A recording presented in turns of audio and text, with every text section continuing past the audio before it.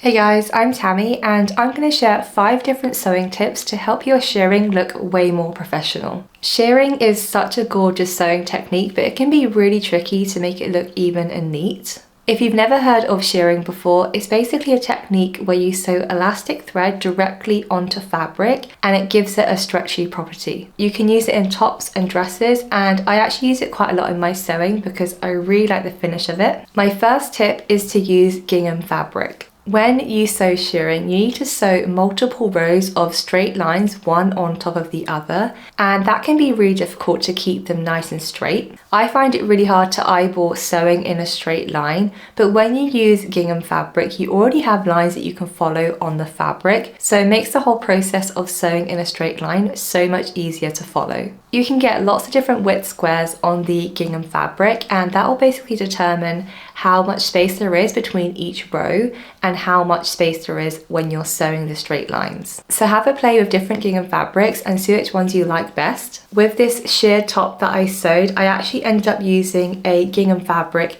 with 3/4 inch squares, so they're quite big. But as you can see, it provided a really nice guide for me to sew the shirring detail. It's a great fabric to use and it just has a natural guide on the fabric. My second tip is to use an erasable pen. If you don't like the look of gingham fabric, but you like the idea of having a guide to follow, I love using my Friction erasable pen. This is what this pen looks like, and it just has a normal tip, but once you draw it onto the fabric, it's a pen that disappears with steam once it's applied. This is great for drawing lines directly onto the fabric to help guide you when you're sewing your lines of shirring. Once you're done, you simply take your fabric to your ironing board and you steam it to make the markings disappear. It's something I use all the time to mark fabric because I know it won't ruin the fabric, and also the steam just makes it disappear completely. My third tip is to use your fingers to spread the fabric open as you're putting it through the machine. After you sew a couple lines of shirring, the fabric can start to bunch up and it can be really hard to remain precise with the straight lines of shirring. But if you take your time and slow down and literally just use your fingers to spread the fabric open as you're putting it through the machine, it will just help flatten the whole fabric area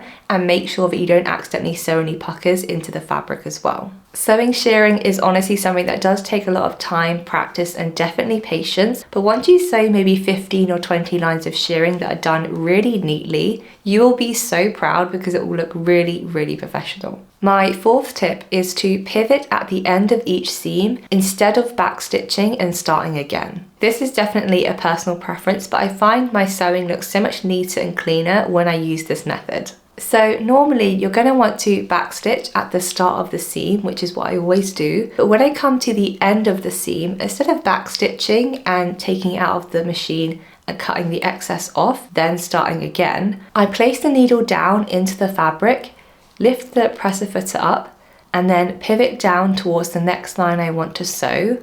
I'll sew up until that line and then pivot once more again, so I'm able to sew the next line. That sounds complicated, but it really is super simple. Using this method just means you don't have to continuously stop and start again at the end of each seam, and also you won't get those really annoying kind of scraggly bits of elastic thread on each seam. Once I run out of elastic, I just backstitch and then cut that piece off and start again exactly at the point where I just finished. My last tip is to just get some scrap fabric and play around with your machine settings. I get a lot of questions about this, but really everyone's machines is going to handle shirring differently, and ultimately you need to just practice on some spare piece of fabric to see what your machine works best with. You can also play around with your stitch length to help increase or decrease the amount it gathers. If you increase the stitch length, you will have more gathering on the fabric. These are 2 different types of stitch lengths that I use on this scrap piece of fabric, and you can see what the difference looks like once it's ironed.